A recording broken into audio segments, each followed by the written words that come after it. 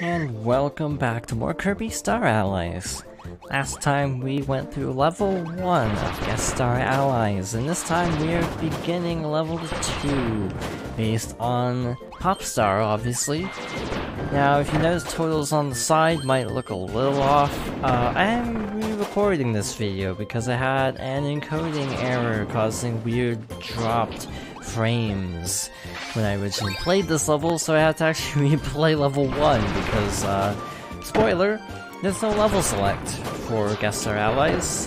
When you continue from the exact point. You can't pick where you start from, so I had to actually redo level 1, and ended up doing it faster at least, so that was nice. And hey, I guess you could say I have practice for level 2 now.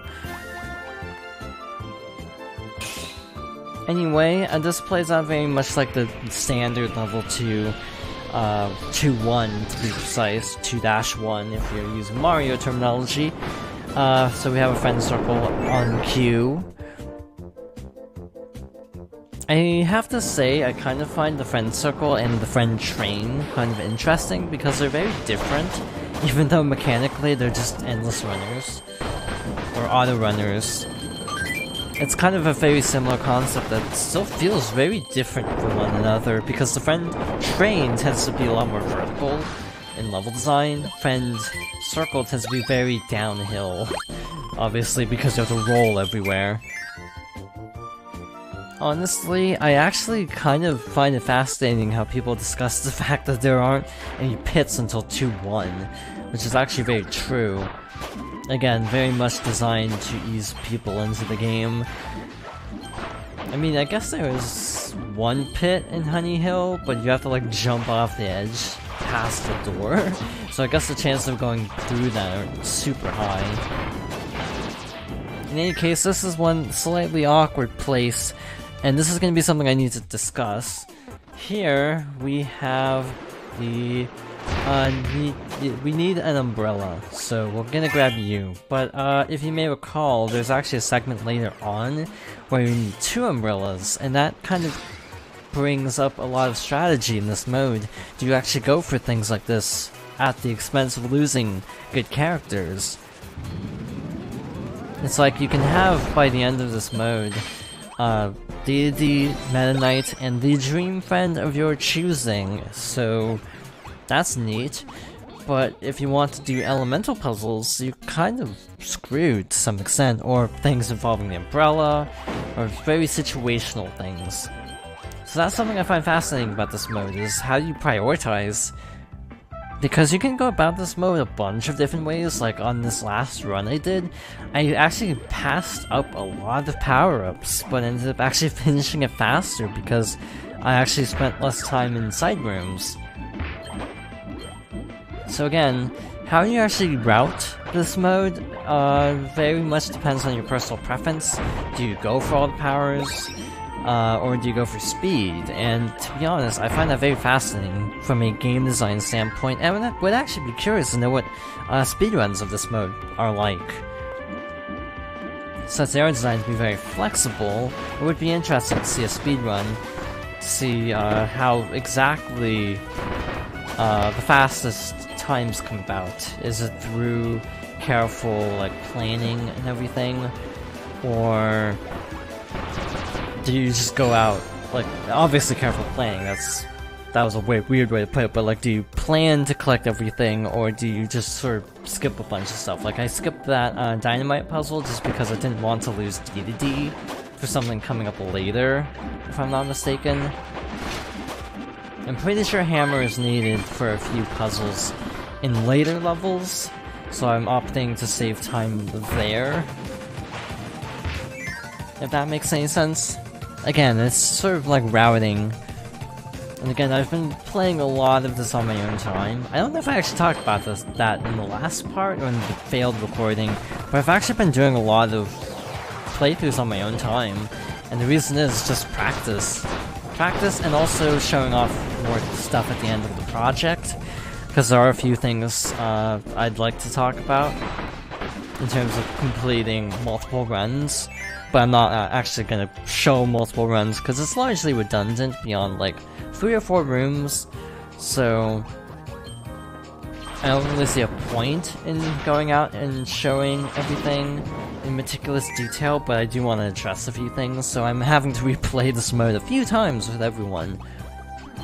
So it's fun getting to see everyone's individual rooms, even if I'm not showcasing them in the project. In a way, it's actually kind of nice. You get to have something to discover for yourself if you so desire. If you want to go out of your way and do all the different levels, you can see all the variants. So this should be health. Yep, it's health. Thank goodness, because we haven't gotten any health power-ups at all. I think I skipped the one. So yeah, it's all about managing totals. Things like point stars are also pretty useless, so I tend to pass those up.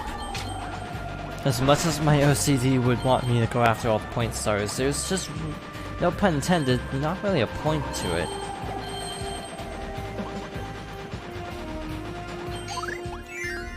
Because we have plenty of lives. I tend to only die a few times, like total throughout the game. Usually like second phase Highness tends to get me if I'm not prepared and don't have enough health from the first phase. So I've died to second phase Highness a few times. I've just died to random friend circles like derping inputs. But other than that, there are very few cases where you actually need 18 lives, which is what we're currently sitting at. So I find lives rather redundant. Really, lives are a very fascinating talking point for me, because lives are kind of useless in games now. Because like if you lose all your lives in this game as an example, what's your penalty? You have to restart the level. Big deal. Like, it really isn't as bad as in, like, the old days where lives mattered, because back in the old days, lives really did matter a lot more. Because you had games like Super Mario Bros. 3, where if you actually lost all your lives, all of the previously completed levels would be closed off again. But, something I've learned recently, fun fact, I don't game over much in Super Mario Bros. 3, so I didn't know this until very recently when I started doing a co-op run. And watching other people do co-op runs. If you game over in Super Mario Bros. 3, also, that's the halfway point. This is actually where the video derped, and made me have to redo everything in this transition, so here goes.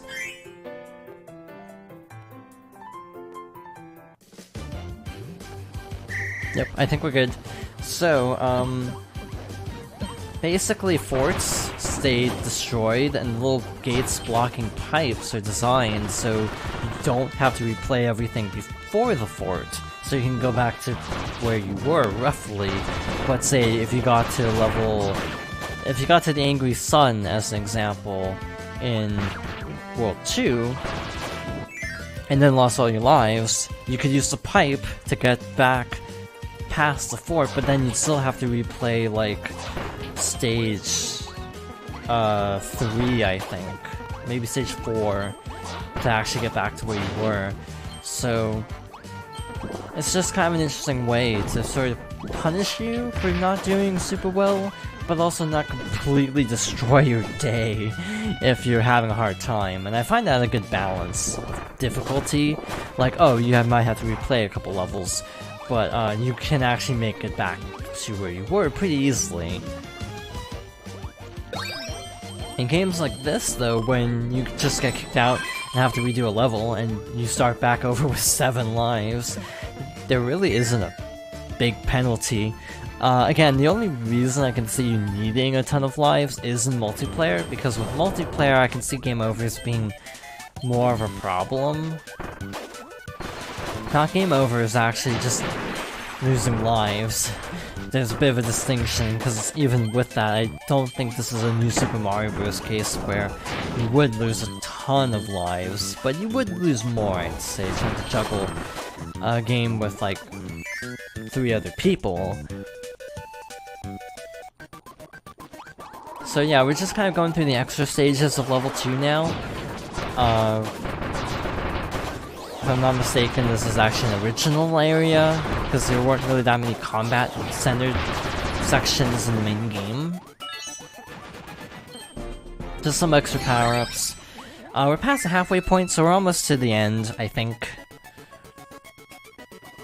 We should have one more extra stage after this, and then I think, if I'm not mistaken, maybe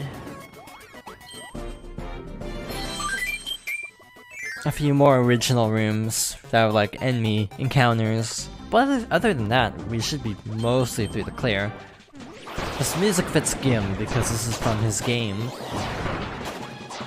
I always associate this music with the opening area of the Great Cave Offensive, even if it plays in other areas. It also plays in certain planets and Milky Way wishes.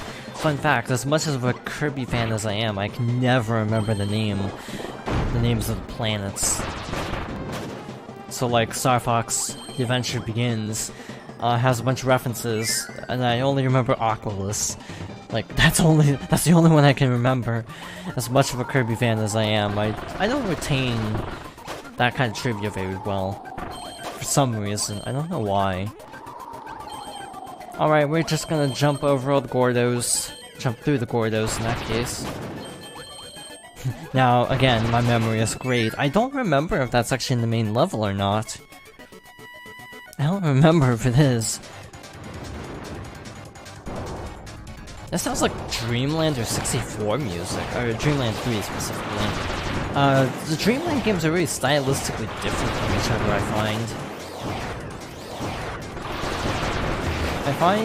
I think I talked about this already, either in this playthrough or Dreamland 3, but I considered the fan breakdowns actually pretty accurate. How there's like the Dark Matter trilogy, which actually doesn't include Dreamland. There's a Dreamland trilogy and the Dark Matter trilogy, and while there's overlap, they are not the same thing, because Dark Matter is in Dreamland 1, but is in Dreamland 2, 3, and 6 and 4. Again, just one of those things I find kind of fascinating. That's a foreground element.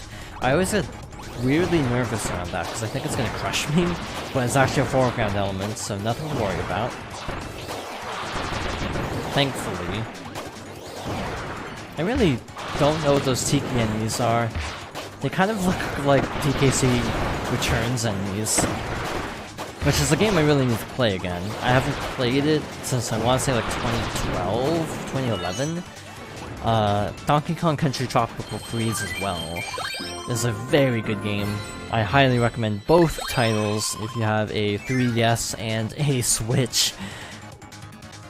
No, I say 3DS and Switch because I would not recommend the Wii version or the Wii U version of Tropical Freeze. Sadly, that's what I'm stuck with, so if I ever let's play the game, it will be with the Wii U version unless I double dip. Which I might. I might just sell the Wii U version to get the Switch version. Same with Hyrule Warriors. Why hang on to an inferior version if you can help it? So we have the friend reset platform. If you're unhappy about your team layout, I don't think I'm gonna beat my time. My time is a 12:50. So that means beating Meta Knight in 2 minutes. So I guess we'll see if I can actually beat my original run.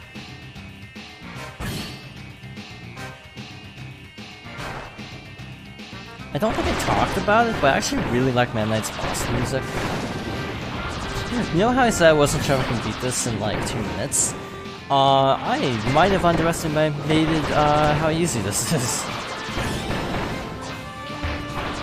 With Gim, because he launches the fireballs off the sides, he actually does a lot of damage, I'm discovering. Because he can hit multiples. Yep, no problem at all, actually. It didn't even let me finish the animation of throwing the heart. For the record, I tried. To be fair, again, we have kind of a crowded group at the moment, so I wouldn't really care to have Meta Knight. Even if he's a good ally, it would just be a little too crowded. That's almost done. And ways to go on all the others. On my main file, most of them are actually really close to being completed, so obviously if we actually do complete all the puzzles, they will be on my main file. But in any case, that's it for level 2, so next time we're going to begin level 3. Thank you for watching, and I hope you join me next time for more Kirby Star Allies.